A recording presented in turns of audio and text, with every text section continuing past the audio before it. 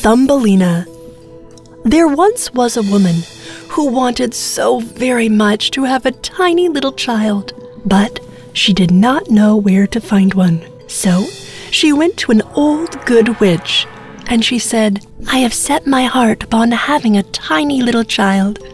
Please, could you tell me where I can find one?" That's easily done. Here's a grain of barley for you. Put it in a flower pot, and you'll see what you shall see. Oh, thank you. She planted the barley seed as soon as she got home. It quickly grew into a fine large flower, which looked very much like a tulip, but the petals were folded tight, as though it was still a bud. "This is such a pretty flower." The woman kissed its lovely red and yellow petals, and just as she kissed it, the flower gave a loud pop and flew open. In the middle of it sat a tiny girl.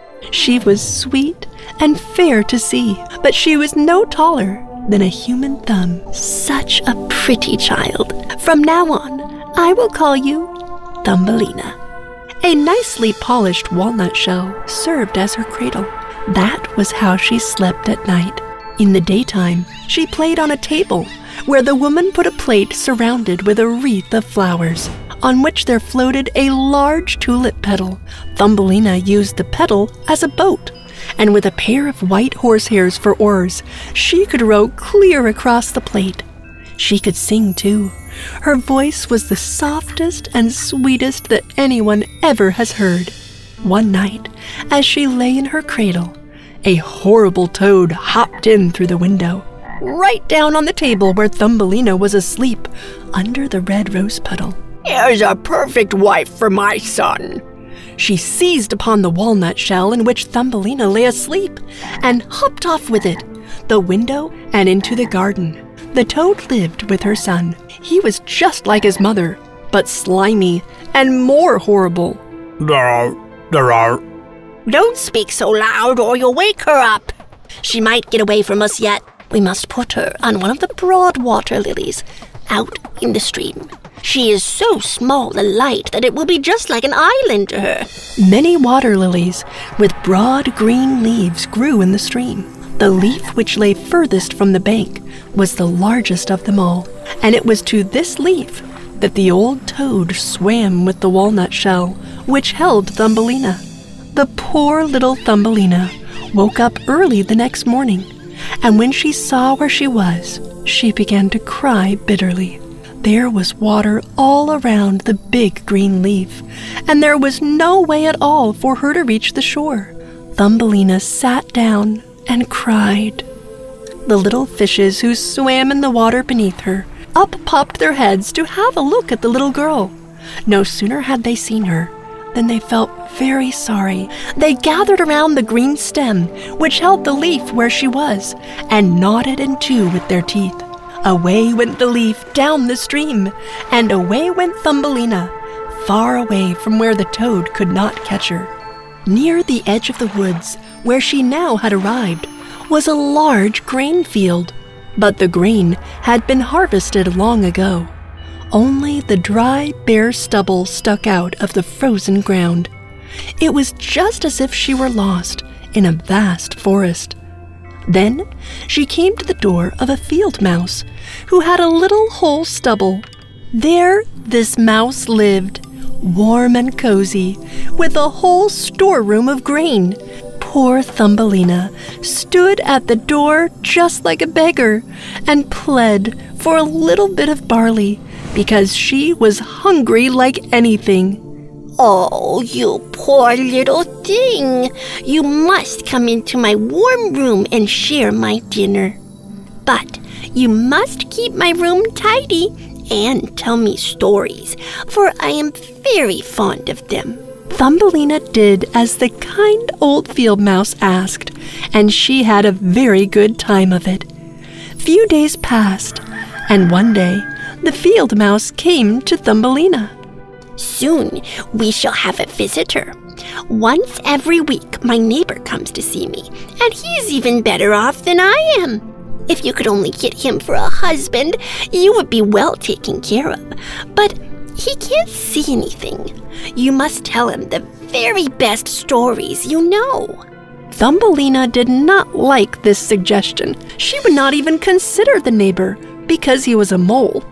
He paid them a visit. The field mouse talked about how wealthy and wise he was and how his home was more than 20 times larger than hers. As Thumbelina had to sing for him, the mole fell in love with her sweet voice. But he didn't say anything about it yet. He had just dug a long tunnel through the ground from his house to theirs, and the field mouse and Thumbelina were invited to use it whenever they pleased, though he warned them not to be alarmed by the dead bird which lay in this passage. It was a complete bird with feather and beak. It must have died quite recently when winter set in, and it was buried right in the middle of the tunnel. The mole took a torch of decayed wood. In the darkness, it glimmered like fire. He went ahead of them to light the way through the long, dark passage. When they came to where the dead bird lay, the mole put his broad nose to the ceiling and made a large hole through which daylight could fall. In the middle of the floor lay a dead swallow, with his lovely wings folded at his side and his head tucked under his feathers.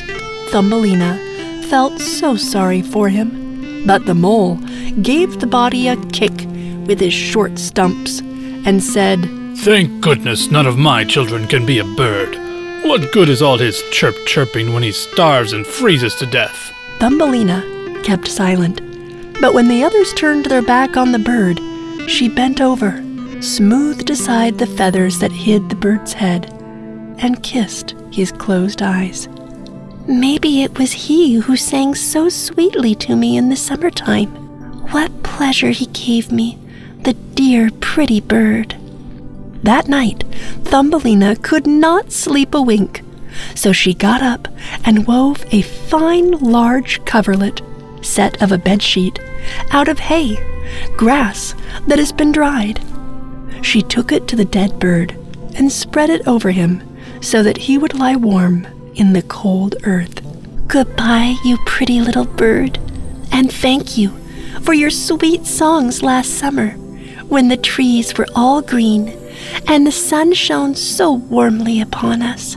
She laid her head on his breast, and it started her to feel a soft thump, as if something were beating inside. This was the bird's heart. He was not dead. He was only numb with cold. And now that he had been warmed, he came to life again. "Thank you, pretty child. I have been wonderfully warmed. Come on, my dear. You could sit on my back as we can fly away through the green woods. Now that the cold winter is coming, I shall fly far, far away to my home. Won't you come along with me? You can ride on my back." "Yes, I will go with you." She sat on his back. Then the swallow soared into the air, over forests and over lakes. At length, they reached Swallow's home. There, the sun shone far more brightly than it ever does, and the sky seemed twice as high. "This is my home. If you would choose one of those glorious flowers in bloom down below, I shall place you in it, and you will have all that your heart desires." That will be lovely. Down below was a beautiful garden with lovely white flowers. The swallow flew down with Thumbelina and put her on one of the large petals. How surprised she was to find in the center of the flower a little man. On his shoulders were the brightest shining wings. He was the fairy of the flower. But when he saw Thumbelina, he rejoiced, for she was the prettiest little girl he had ever laid eyes on. So he took off his golden crown and put it on her head. He asked if he might know her name, and he asked her to be his wife. "Yes, I will. Only if you bring my mother here, and we three will live happily here." He agreed and brought Thumbelina a present, a pair of wings. Everyone rejoiced. Soon, Thumbelina's mother joins them.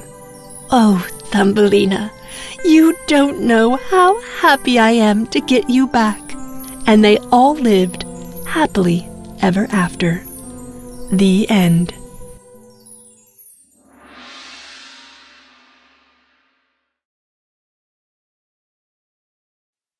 If you enjoyed this story, please like and subscribe our channel and press the bell icon to get future updates.